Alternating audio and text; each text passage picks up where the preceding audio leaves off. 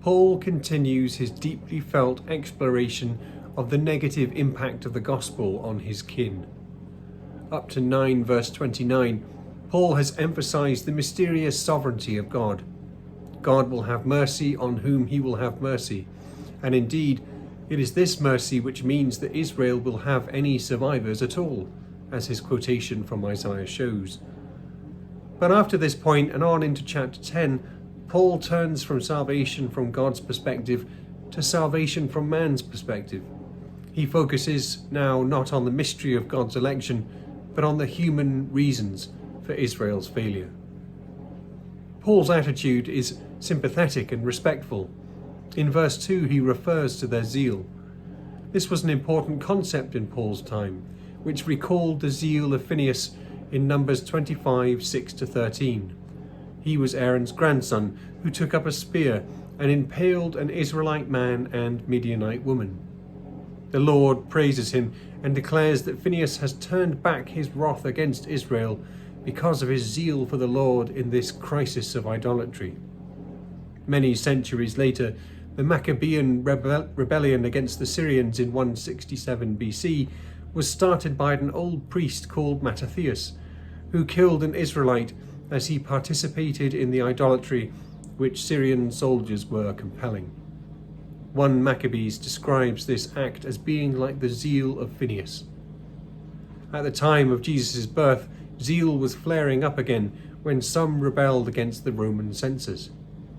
All went quiet in Palestine again until about the time when Paul wrote this letter, and the Zealots, as they were known, reignited their violent activity in the hope of causing a war with Rome, which they unfortunately got. So the word zeal could bring to mind great religious fervour, fighting, even literally, against idolatry to preserve the honour of the Lord amongst the pagans. But according to Paul, all this deep feeling has not been according to knowledge. We recall here two things Paul has said so far.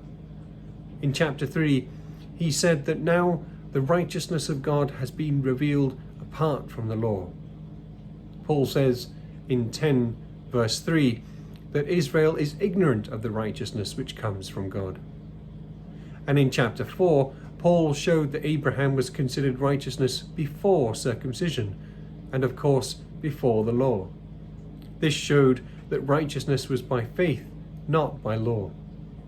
This is not just so that the Gentiles might be included, it applies to all the children of Abraham who hold that same faith. This is why in chapter 10 verse 4, Paul can say that Christ is the end of the law so that there might be righteousness for everyone who believes. This thought is repeated and expanded with greater clarity in verses 12-13. What does Christ being the end of the law mean? Given that Paul has said that the law should be upheld in 3 verse 31 and in 7 verse 12 that the law is holy and the commandment is holy, just and good, and in 8 verse 4 that the just requirements of the law are fulfilled if we walk in the Spirit, we are probably not to take the word end in the sense of ceasing, although we now have a radically new relationship to it, as verses such as 7:4 make clear. The Greek word can also mean goal. In this sense, the law has been preparing for and pointing towards its ultimate fulfillment, the person and work of Jesus Christ. The law is not directly part of this salvation. It instructs, it guides, it points out, it models and gives frameworks for understanding. But the righteousness and salvation which comes from God is given in Christ and not in the law. And for this reason, Paul can describe the work of the law to point to Christ, to lead sinners to him as ended. In fact, it can still have this role, as probably the end of chapter 7 illustrates, but Paul is talking about the history of salvation. For many centuries, the laws and the prophets have waited until Christ. Now he has come. Verse 14 onwards sounds like a call to mission.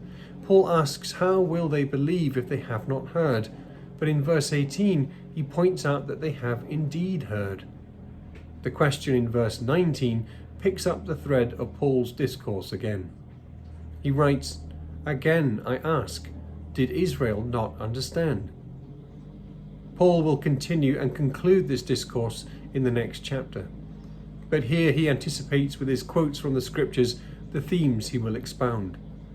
Part of Israel's failure is its own fault, its own obstinacy and disobedience and unbelief. But there is a deeper mystery at work. The unexpected inclusion of the Gentiles is somehow worked into the reaction of Israel. God will make them jealous of the people who were not a people.